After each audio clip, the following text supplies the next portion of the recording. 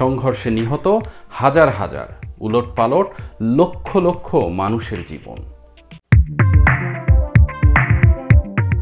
জন্ম নেয় দুই পরাশক্তির, ৭৮ বছর ধরে যুদ্ধ চলমান। বন্ধুরা, আপনাদের সবাইকে স্বাগত জানাচ্ছি আজকের ভিডিওতে। আজকে আমরা জানব ইতিহাসের এমন এক ঐতিহাসিক ঘটনা যা লক্ষ লক্ষ মানুষের জীবন উলটপালট করে দিয়েছে। ১৯৪৭ সালের ভারতীয় উপমহাদেশের বিভাজন, যেখানে জন্ম হয় নতুন একটি দেশের, যার নাম পাকিস্তান। আর ভারতীয় উপমহাদেশের বাকি অংশের নামকরণ হয় ভারত। এই বিভাজনের সময় লক্ষ লক্ষ মানুষ তাদের জীবন, পরিবার, বাড়িঘর সব কিছু হারিয়েছেন। চলুন আমরা ধাপে ধাপে দেখি কি ঘটেছিল সে সময়। ১৯৪০-এর দশকে ভারতীয় স্বাধীনতা আন্দোলন তীব্র হয়ে উঠেছিল। গান্ধী, নেহেরু, সুভাষচন্দ্র বোস সবাই স্বাধীনতার জন্য কাজ করছিলেন, কিন্তু সমস্যা শুরু হয় ধর্মকে কেন্দ্র করে। মুসলিম লীগের নেতা মোহাম্মদ আলী জিন্নাহ বলেছিলেন মুসলিমদের জন্য আলাদা রাষ্ট্র থাকা দরকার। সে সময় তিনি বলেন ভারতের ভেতরে মুসলিমদের নিরাপত্তা নেই। ফলে ১৯৪৭ সালে ব্রিটিশ সরকার ভারতকে দুই ভাগে ভাগ করার সিদ্ধান্ত নেয়। জন্ম হয় দুটি আলাদা রাষ্ট্রের, ভারত ও পাকিস্তান। সাথে সাথে পাকিস্তানের মধ্যেও তৈরি হয় বিভাজন। পূর্ব পাকিস্তান, যা বর্তমান বাংলাদেশ, এবং পশ্চিম পাকিস্তান, যা বর্তমানে পাকিস্তান হিসেবে পরিচিত।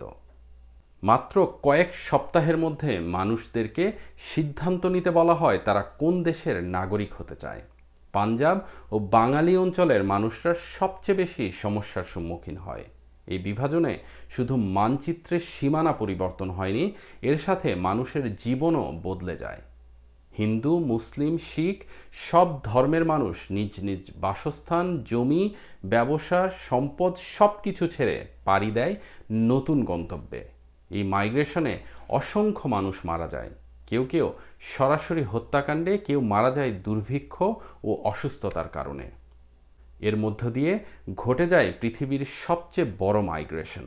প্রায় ১০ থেকে ১৫ মিলিয়ন মানুষ উপমহাদেশের ভেতরে স্থানান্তরিত হয়। শুধু পাঞ্জাব ও পশ্চিমবঙ্গ থেকেই যে যেভাবে পেরেছে নতুন দেশে পাড়ি জমিয়েছে।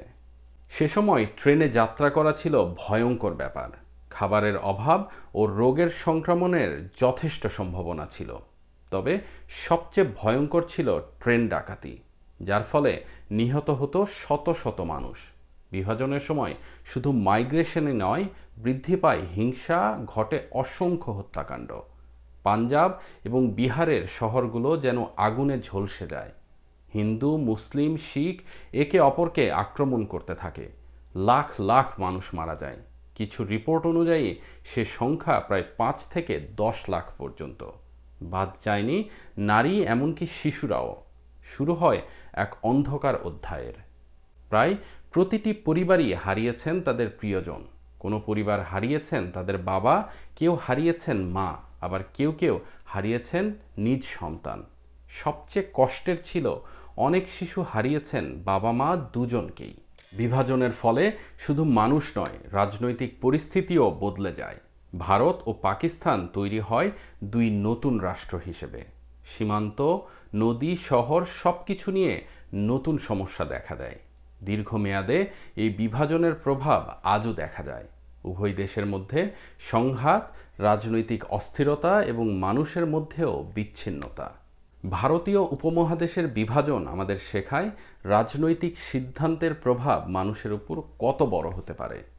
ভুল পরিকল্পনা, হঠাৎ সীমানা রেখা টেনে দেয়া এবং ধর্মভিত্তিক বিভাজনের কারণে মানুষের জীবন কতখানি বিপর্যস্ত হতে পারে। আর তাই এই ইতিহাস থেকে আমরা শিক্ষা নিতে পারি সহমর্মিতা, সংলাপ এবং মানবিক মূল্যবোধ কতটা গুরুত্বপূর্ণ।